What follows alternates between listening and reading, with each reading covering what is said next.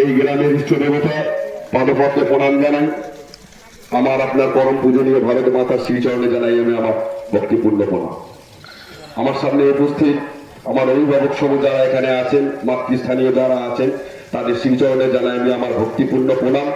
আমার সামনে উপস্থিত অগণিত মা ও বোন যারা আছেন, তাদেরকে জানাই আমার ভারতীয় জনতা পার্টির পরিবার থেকে গৈরিক অভিনন্দন। এছাড়াও ভারতীয় জনতা পার্টির যে সমস্ত বরিষ্ঠ কার্যকর্তা এখানে উপস্থিত আছেন, যারা না থাকলে হয়তো এই বহরমপুর গ্রামের আমরা আজকে ভারতীয় জনতা পার্টির পতাকা তলে এসে দু চার কথা বলতে পারতাম না, সেই তাদের মতন বীর কার্যকর্তাদেরকে জানাই আমি আমার আন্তরিক অভিনন্দন।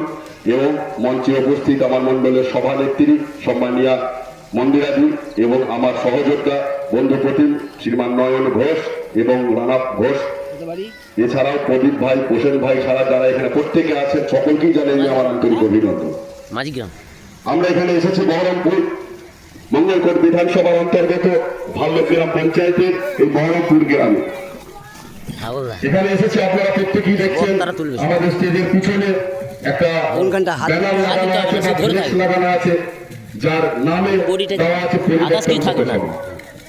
তো আমরা পরিবর্তন পথসভা নামটা কেন দিয়েছি? এই পরিবর্তন পথসভা নাম দেওয়ায় আজকে আপনাদের কাছে সমস্ত কিছুর উত্তরে একটা শব্দের মধ্যেই আছে, এই পরিবর্তন পথসভা। এমন কি পশ্চিমবাংলায় ঘটলো, এমন কি এমন ঘটনা ঘটলো যেখানে আমরা পরিবর্তন সভার নাম দিয়েছি? হ্যাঁ বন্ধু, আপনাদেরকে বলতে চাইছি যে পরিবর্তন পথসভার নাম দিয়ে আমরা পরিবর্তন যাত্রা আপনার এখানে করতে এসেছি।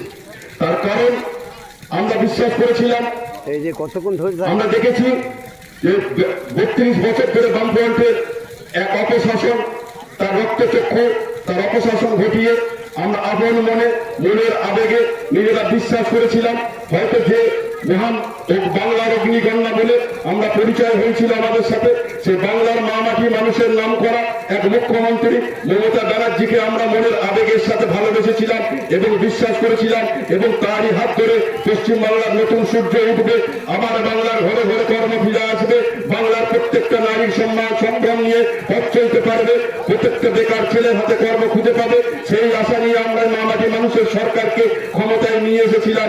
এবং দেখেছি এই সরকার ক্ষমতায় আসার পরে কি কি কাজ আপনাদের কাছে করেছে।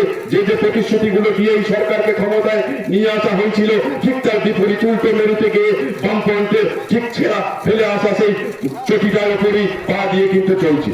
মোড়টা কিন্তু একই আছে, বোতলটা শুধু পাল্টে গেছে, মোড়টা শুধু পাল্টে গেছে। আমরা দেখছি এই সরকার বর্তমানে যেভাবে পরিচালনা করছে, এই সরকার একটা জিহাদিদের সরকারে রূপান্তরিত নিয়েছে এবং বারে বারে পশ্চিমবাংলার হিন্দু সনাতনীদের উপর যে আক্রমণ করছে, তা পুলিশকে প্রশাসনকে কাজে লাগিয়ে আমরা হিন্দু সনাতনীরা আজকে যেভাবে সম্প্রীতির সঙ্গে পশ্চিমবাংলায় বসবাস করতাম, আজকে তা সে বিভেদের রাজনীতির মধ্য দিয়ে সারা রাজ্যটাকে জেহাদি আক্রান্তের মধ্য দিয়ে রক্তাক্ত বিভীষিকাময় পরিস্থিতি তৈরি করে দিয়েছে এবং মহিলার সম্মান রাস্তায় ভূলুণ্ঠিত হচ্ছে। কৃষক তার ফসলের ন্যায্য মূল্য পাচ্ছে না, বেকাররা তার কর্মসংস্থান পাচ্ছে না, কর্মহীন হয়ে মানুষ দিনের পর দিন 20 টাকার পাউচ মদ খেয়ে সন্ধ্যা থেকে রাত্রি পর্যন্ত নেশার ঘরে কাটাচ্ছে, আর সকালবেলা হলেই চাকরি চাই, কাজ চাই বলে রাস্তায় রাস্তায় ঘুরে বেড়াচ্ছে। কিন্তু এই সরকার আপনাদের কাজও দিতে পারেনি, চাকরিও দিতে পারেনি, মহিলার কোন সম্মান সংগ্রাম দিতে পারেনি। তাই এই সরকারকে অবশ্যই অবিলম্বে পরিবর্তন করার দরকার আছে। এই বাংলায় নতুন সূর্য ফোটাতে হবে, এই বাংলায় আবার কলকারখানা তৈরি করতে হবে, এই বাংলার কলকারখানায় আবার চিমনি ধোয়া তুলতে হবে, বেকারদের হাতে কাজ দিতে হবে, কৃষকের তার যোগ্য মূল্য তার ফসলটা যেন বিক্রি করতে পারে তার ব্যবস্থা করতে হবে। এই ব্যবস্থা করবার জন্য আমরা এসেছি এই তৃণমূল সরকারকে বিসর্জন দেওয়ার ডাক দিতে আপনাদের কাছে। তাই 26-এর নির্বাচন তৃণমূলের বিসর্জন, এই 26-এর নির্বাচন যদি তৃণমূলের বিসর্জন না হয় তাহলে ভয়াবহ পরিস্থিতি নেমে আসবে হিন্দু সনাতনীদের উপর। এই সমামঞ্চ থেকে বলতে চাইছি যে যদি কোন রকম ভাবে ফের তৃণমূল সরকার ফিরে আসে, তাহলে প্রত্যেকটা বাড়িতে বাড়িতে একটা করে বোরখা এবং মাথায় ফেক চুপি নিয়ে তৈরি থাকুন। আগামী দিন যেদিন আসছে বাংলার প্রত্যেকটা নারীকে রাস্তায় বের করে ধর্ষণ করবে এবং বাংলার সনাতনী হিন্দু মা ভাই বোনদেরকে পিঠের চামড়াটা ছাড়িয়ে নিয়ে রক্তাক্ত পরিচয় থাকবে, পুলিশের কাছে যাবেন, পুলিশ বিচার করবে না, কোনো বিচার আপনি পাবেন না, আর বিচারের নিবৃত্ত পানি পুরোপুরি অন্ধকার হয়ে পড়ে থাকবে। তাই আপনাদের কাছে এই আবেদন রাখতে এসেছি, পরিবর্তন সভার নাম করে এই বাংলা সরকারকে অতি অবশ্যই বিসর্জন দিন এবং বঙ্গোপসাগরে ছুড়ে ফেলুন। এই পশ্চিমবাংলায় নরেন্দ্র মোদীজির উন্নয়ন নিয়ে আসুন। এমতন অবস্থায় যখন এসেছি তখন সারা রাজ্যে পরিস্থিতি, সাধারণ প্রত্যেকটা মানুষকে এসআইআর কি, এই এসআইআর এর সুফলি বা কি কুফলি বা কি, এই এসআইআর খায় না মাথায় দেয় একথা তৃণমূলের নেতারা জানে না, কিন্তু তাদেরকে শিখিয়ে দেওয়া হয়েছে যেন তেন প্রকারেণ এসআইআর এর বিরোধিতা করতে হবে। তাই দেখছি গ্রামে গঞ্জে প্রত্যেকটা দিন তার নেতারা বলে বলে বেড়াচ্ছে এসআইআর আমরা হতে দেবো না, এসআইআর চালু হতে দেবো না। কিন্তু নির্বাচন কমিশনারের ক্ষমতা সম্পর্কে সেই সমস্ত অজ্ঞ তৃণমূলের নেতারা, হাফ প্যান্টের নেতারা, কানে কানে দুই মাথায় চুল লাল চুলে নেতাদের ক্ষমতা নেই যে ভারতবর্ষের সংবিধান এসআইআর সম্পর্কে নির্বাচন কমিশনারকে কতটুকু ক্ষমতা দিয়ে গেছে। ভারতের সংবিধানের 327 নম্বর ধারা অনুযায়ী একটা স্বশাসিত অটোনমাস সরকার, অটোনমাস বডি নির্বাচন কমিশনার, তার ক্ষমতা আছে, তার ক্ষমতা বল দেখিয়ে সে এসআইআর চালু করবে এবং সুষ্ঠু এবং স্বচ্ছ ভোটার তালিকা নির্বাচন প্রকাশ করে সঠিকভাবে পশ্চিমবাংলার মাটিতে যেন নির্বাচন হয়, এই দায়িত্বই এসআইআর, এই দায়িত্বই নির্বাচন কমিশনার নিজ কাঁধে তুলে নিয়েছে। কিন্তু বাংলার মুখ্যমন্ত্রী আমরা কি দেখেছি, যেদিন থেকে এসআইআর চালু করেছিল প্রথম বলেছিল এসআইআর হতে দেবো না, এই এসআইআর যদি হয় আমার শরীরের রক্তবিন্দুর উপর দিয়ে এসআইআর হবে। এই বাংলার মিথ্যাবাদী মুখ্যমন্ত্রীকে বলতে চাইছি এসআইআর হচ্ছে, বাংলায় 58 কোটি ভুয়ো ভোটার এখনো পর্যন্ত নাম বাদ গেছে এবং 99% কাজ হয়ে গেছে। আপনার যা কিছু করার ক্ষমতা থাকা করে নেই, কিচ্ছু করতে আপনি পারবেন না, কারণ নির্বাচন কমিশনের উপর যদি বেশি বাড়াবাড়ি করেন এই রাজ্যটা আর বেশি দিন আপনার হাতে থাকবে না। সেই মুহূর্তে যেদিন বুঝতে পারবে রাজ্যের আইন শৃঙ্খলা প্রশাসনকে আপনি বিকল করে দিচ্ছেন, বাংলায় এসআইআর বিরোধিতা করে আপনি একটার পর একটা আন্দোলন চালিয়ে সরকারের অটোনমাস বডির কাজকে আপনি আটকে দিতে চাইছেন, সেই মুহূর্তে সেই দিন দাঁড়িয়ে আপনার এই এসআইআর চালু করবার জন্য নির্বাচন কমিশনার যে কোনো মুহূর্তে রাষ্ট্রপতি শাসন জারি করবার মতো ক্ষমতা রাখে। এটা তৃণমূলের হাফ প্যান্টের নেতাদেরকে ভালো করে বলে যেতে চাই। শুধু আপনারা নয়, তার সাথে সাথে আপনার দলনেত্রী যিনি আছেন তিনি তো এসআইআর কে বন্ধ করবার জন্য অনেক রকম চক্রান্ত করলেন। প্রথমে বললেন এসআইআর হবে না, এসআইআর মানি না, তারপরে দেখলাম কি বিভিন্ন জায়গায় জায়গায় বিভিন্ন গ্রামে গ্রামে এসআইআর সহায়তা কেন্দ্র আমরা খুলিনি, আমরা জানি না কবে কবে কোথায় কোথায় এসআইআর সহায়তা হবে। লেরুয়া বিক্রি করবার মতন, শীতের দিনে কম্বল জামা কাপড় বিক্রি করবার মতন বেঁধে বেঁধে পথের পাঁচালি যেমন প্রচার করে বেড়াচ্ছে, ঠিক সেই একই ভাবে এসআইআর এর সহায়তা কেন্দ্রের নাম করে এলাকায় এলাকায় মানুষকে সাহায্য করবার নাম করে এসআইআর ক্যাম্প খুলে নিয়েছে। এটাও আমরা দেখেছি। কিন্তু সাধারণ মানুষ আর তৃণমূলের প্রতি বিশ্বাস করে না, আর তৃণমূলকে ভরসা করে না। তার কারণ তৃণমূলকে যা দেখেছে এই তৃণমূলকে দেখতে তারা চায়নি, তাই তারা ভারতীয় জনতা পার্টির কর্মীদের প্রতি আস্থা রেখেছে এবং যেখানে যেখানে এসআইআর ক্যাম্প খুলেছে আমি দায়িত্ব নিয়ে বলতে চাইছি, আমি অনেকগুলো জায়গায় ঘুরেছি, মঙ্গলকোটের প্রতিটা গ্রামে গ্রামে আমি ঘুরবার চেষ্টা করেছি সাধারণ মানুষের সাহায্যের জন্য। প্রত্যেকটা জায়গায় আমি দেখতে পেয়েছি 500, 700, 1000, 1200 করে সংখ্যায় ভিড় দাঁড়িয়ে আছে। পাশেই রয়েছে তৃণমূলের নামে এসআইআর সহায়তা কেন্দ্র, সেখানে মাছিয়ে পর্যন্ত যাচ্ছে না, দোকানে বই নেতাও হচ্ছে না। কিন্তু ভারতীয় জনতা পার্টির না আছে কোনো ফেলে, না আছে কোনো ব্যানার। শুধু আমি ব্যক্তিগত ভাবে দিদিকে সঙ্গে নিয়ে, আমার ভারতীয় জনতা পার্টির কর্মীদেরকে সঙ্গে নিয়ে কোনো ব্যানার নিয়ে যাইনি, কোনো ফেস্টুন টাঙিয়ে যাইনি। রাস্তায় বসেছি, মানুষের ঘরে ঘরে বসেছি, দাওয়ায় বসেছি, উঠানে বসেছি, শতরঞ্জি পেতে বসেছি, কিন্তু অগণিত মানুষের আমাদের কাছে এসে এসআইআর এর ফর্ম ফিল আপ করার যে আগ্রহ প্রকাশ আমরা দেখে অভিভূত হয়ে গেছি এবং আমরা সেই দিনে মনে মনে ভরসা নিয়েছি যে বাংলার মানুষ আর তৃণমূলকে বিশ্বাস করছে না, তৃণমূলকে ভরসা করছে না। তাই সরকারে থাকতে, সরকারের প্রতিনিধি থাকতে তাদের কাছে মানুষ যাচ্ছে না, আসছে বিজেপির একটা নিম্ন স্তরে ভূস্তরের কর্মকর্তার কাছে, কার্যকর্তার কাছে। তার কারণ সে ভরসা রেখেছে ভারতীয় জনতা পার্টির প্রতি, ভারতীয় জনতা পার্টি সেই ভূস্তরের আস্থাশীল কর্মীটার প্রতি। এটা আমরা দেখতে পেয়েছি। আমরা দেখতে পেয়েছি গাছ থেকে মারা গেছে, হঠাৎ শারীরিক অসুস্থতার মারা গেছে, কত দুর্ঘটনায় মারা গেছে, নকল বিএলও সাজিয়ে কিভাবে দিনের পর দিন একটা নকল বিএলওদেরকে নিয়ে ইলেকশন কমিশনার অফিসকে ঘেরাও করেছে এবং এই দুর্ঘটনাজনিত কারণে মরে যাওয়া বডিগুলোকে নিয়ে গিয়ে এমন অভিনয় সৃষ্টি করেছে যেন সে বোঝাতে চেয়েছে যে এসআইআর এর চাপে মারা গেছে, এসআইআর এর চাপে মারা গেছে। কি পরিণত করছে এসআইআর কে স্তব্ধ করবার জন্য?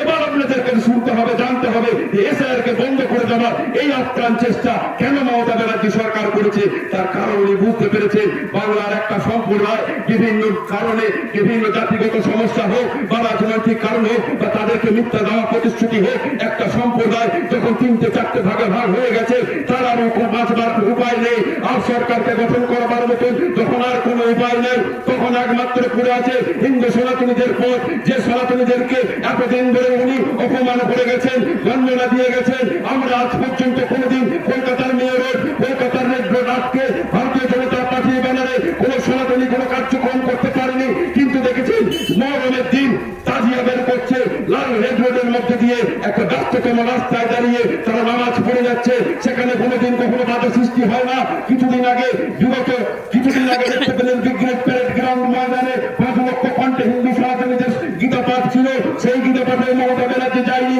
কিন্তু চোখ খুলে দেখুন, টিভিতে গিয়ে দেখুন, কিছুদিন আগে একটা তাজিয়া হচ্ছে ময়দানের মধ্যে, সেখানে মমতা ব্যানার্জি উপস্থিত হয়েছে। এছাড়াও আপনি দেখুন দুর্গাপুজো বিসর্জন কবে হবে সেটা ঠিক করে দিচ্ছেন মমতা ব্যানার্জি, ঠাকুর প্রশাসন কবে হবে, কোন দিন পুজো হবে। দুর্গাপুজো আমরা জানি বোঝানির মধ্যেই হয় দুর্গাপুজো, কিন্তু নবমীর আগে বোঝনের আগে উনি দুর্গাপুজো উদ্বোধন করে দিচ্ছেন এবং দশমীর আগে উনি মা দুর্গার প্রতিমার বিসর্জন করে দিচ্ছেন। তার কারণটা কি না, পরের দিনকে মহরম আছে, তাই মহরমকে করবার জন্য আমাদের হিন্দু সনাতনী ধর্ম রীতিনীতিকে উনি তুচ্ছ জ্ঞান করে উনি আমাদেরকে কিভাবে আমাদের সনাতন ধর্মটাকে পালন করতে বাধা সৃষ্টি করছেন, এ কথা আপনারা প্রত্যেকেই জানেন। এবং কিছুদিন আগে আপনারা দেখেছেন মা কালী পুজোর সময় মা কালীকে পিছন ভ্যানের মধ্যে তার মুন্ডু ছেদন করে আমরা অপরাধীদেরকে অ্যারেস্ট করা দেখেছি, পুলিশের ভ্যানের মধ্যে তুলে নিয়ে যাওয়া দেখেছি।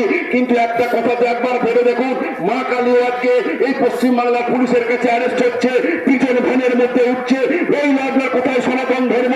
কি করে পালন করবেন সনাতন ধর্মকে? সেই ধর্মকে পালন করতে গেলে যে ধর্মকে পালন করবার জন্য বারে বারে আঘাত আসছে, বারে বারে অত্যাচার আসছে, আর সেই আপনারা সনাতনের বাচ্চারা, হিন্দুর বাচ্চারা এখনো পর্যন্ত তুলসী তলায় সন্ধ্যাবেলা সন্ধ্যা আরতি দিচ্ছেন, কাছের ঘন্টা বাজিয়ে মন্দিরে পুজো দিচ্ছেন, একবার বলি দিচ্ছেন, মা কালীর নামে দুর্গার নামে বলি উৎসর্গ করছেন, কিন্তু একবার এই ধর্মটা পালন করবার জন্য আপনারা কখনো একত্রিত হচ্ছেন না।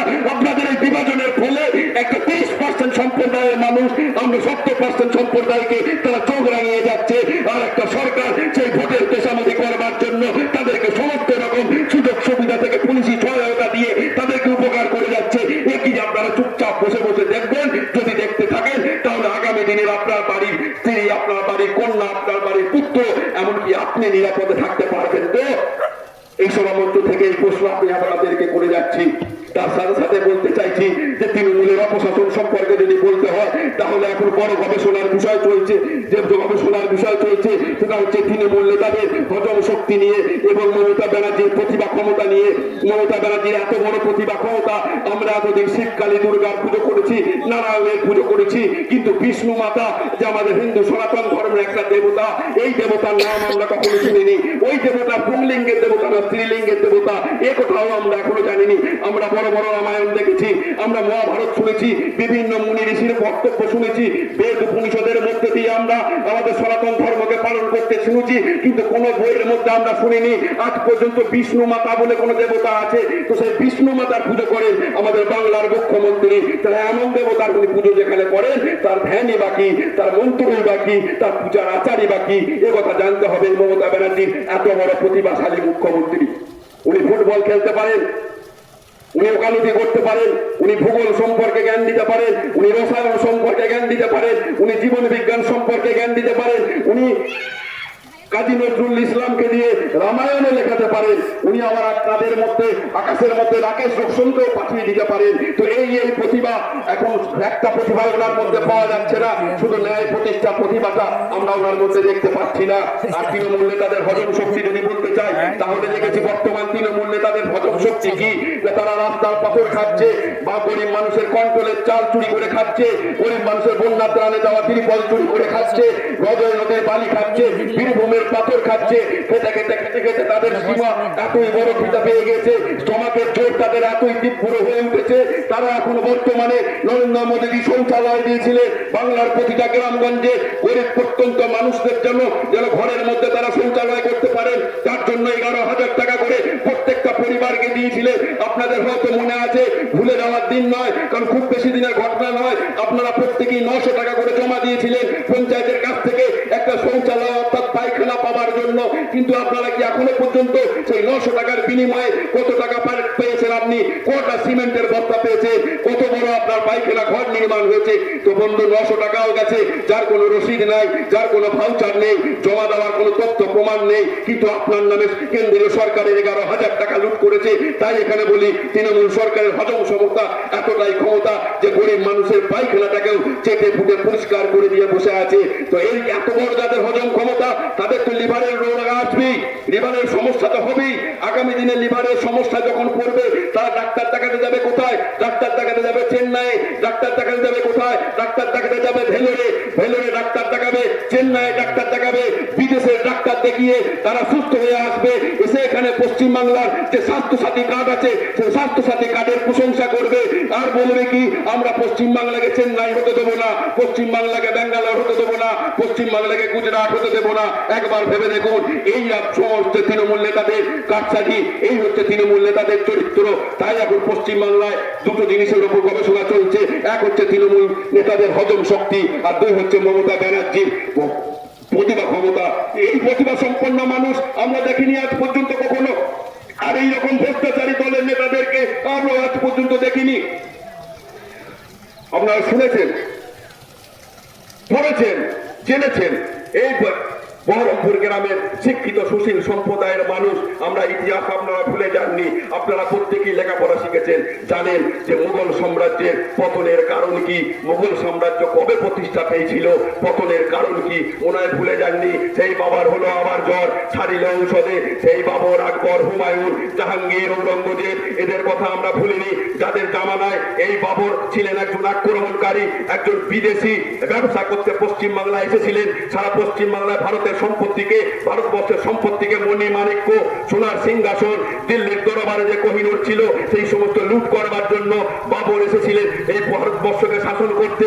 সেই বাবর এসে সমস্ত হিন্দুদের বড় বড় স্থাপত্য যেগুলো আছে সেগুলোকে ধ্বংস করে দিয়েছে, এবং মাথাগুলোকে ধ্বংস করে দিয়ে আমাদের একটা করে গির্জার গম্বুজ তৈরি করে দিয়ে একটার পর একটা গির্জার নাম দিয়েছে।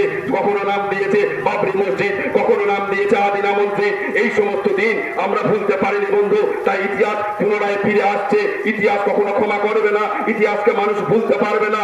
আবার ঘুরে আসছে। দেখুন, আমরা 400 বছর ধরে আবেদন করে আসছি বাবরি মসজিদকে একটা যখন ভেঙে দেওয়া হয়েছিল, কেন ভেঙে দেওয়া হয়েছিল, কিসের ভিত্তিতে ভেঙে দেওয়া হয়েছিল?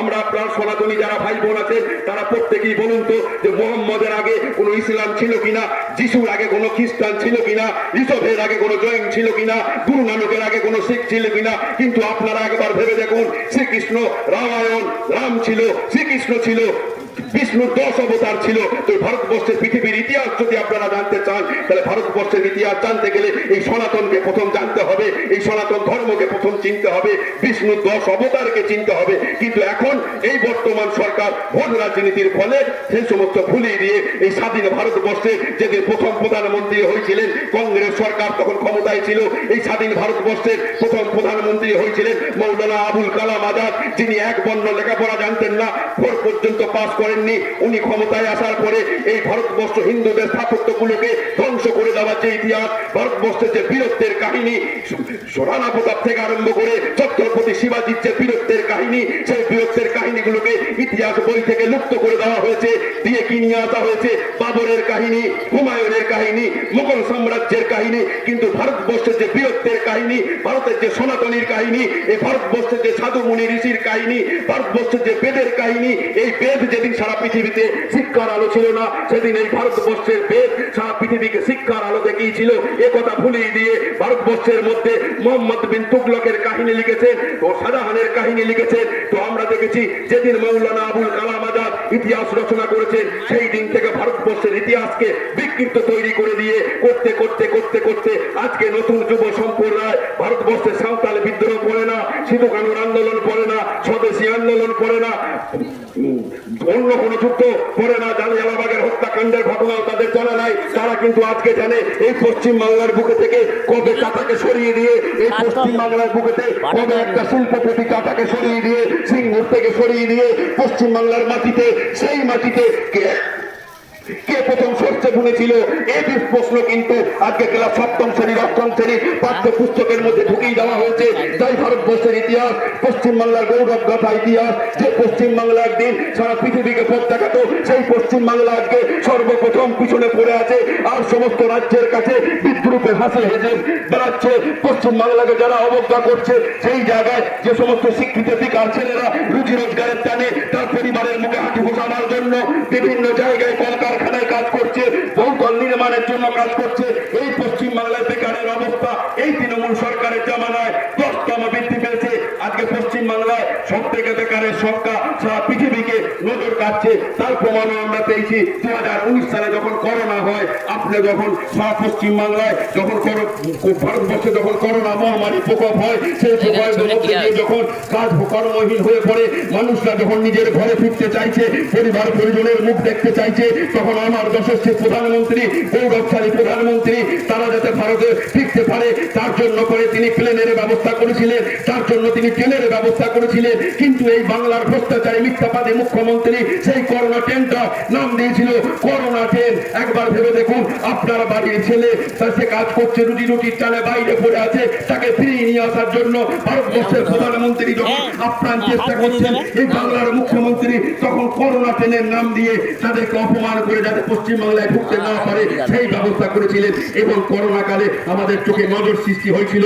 পশ্চিম বাংলা থেকে আমরা দেখেছিলাম অন্তত পক্ষে 70 লক্ষ পশ্চিম বাংলার বেকার ছেলে যুবক তারা বাইরে কাজ করছে। শুধু তাই নয়, কোনোদিন আপনারা হয়তো খবরে শুনছেন যে কেরালাতে কোনো একটা বহুতল নির্মাণ হচ্ছে, সেই বহুতল নির্মাণে ভেঙে পড়ে যাচ্ছে, মুর্শিদাবাদে কোনো বহুতল ভেঙে পড়ে যাচ্ছে, কলকাতার কোনো বহুতল ভেঙে পড়ে যাচ্ছে। কিন্তু বহুতলে ধ্বংসস্তূপ ছাড়িয়ে যখন উদ্ধার করে ডিজাস্টার ম্যানেজমেন্ট যখন সেখানে যাচ্ছে, ডেড বডিগুলোকে যখন উদ্ধার করছে, চোখের জলে বুক ভেসে যায়। ভাই, সে কথা আপনাদের কাছে কি বলবো, যখন আমি জানতে পারি সেটা আমার পাশের গ্রামের ছেলে, আমার পাশের পঞ্চায়েতের ছেলে রুজি রোজগারের টানে রাজমিস্ত্রি কাজ করতে গেছিল, 10 তলা বহুতলের উপর মাথায় করে 20-25টা ইট নিয়ে পুরো যুদ্ধ মাত্র নিজের সংসারটাকে নির্বাহ করবার জন্য সামান্য টাকার বিনিময়ে সে তার অর্থ দান করছে। কিসের জন্য? তার জীবনকে বাজি রেখে। এ কথা বলতে গেলে আবার বুক ফেটে যাচ্ছে আপনাদের কাছে। এই বেকারত্বর সমস্যা সারা পশ্চিম বাংলায় দিকে দিকে ছড়িয়ে দিয়েছে এই বাংলার ভ্রষ্টাচারী মিথ্যাবাদী মুখ্যমন্ত্রী। শুধু তাই নয়, আপনারা দেখেছেন কিছুদিন আগে আরজিকর কলেজে যখন একজন নার্স তার সেবা দিচ্ছে, একটা নার্স সেবা দিচ্ছে রাত্রিরে ডিউটি করে, সেই নার্সের প্রতি যখন অত্যাচার করা হয়, তাকে যখন ধর্ষণ করা হয়, সেই ধর্ষণের বিচার যখন আমাদের চাই, তার কোনো ধর্ষণের বিচার আজও পর্যন্ত হয়নি। তার আগে দেখেছেন বন্ধু, কামদুনিতে যখন ধর্ষণ হয় সে বিচারও হয়নি। তারপরে দেখলেন নানুরে যখন ধর্ষণ হয় সে বিচারও হলো না। কাটোয়ায় যখন ধর্ষণ হলো সে বিচারও হলো না।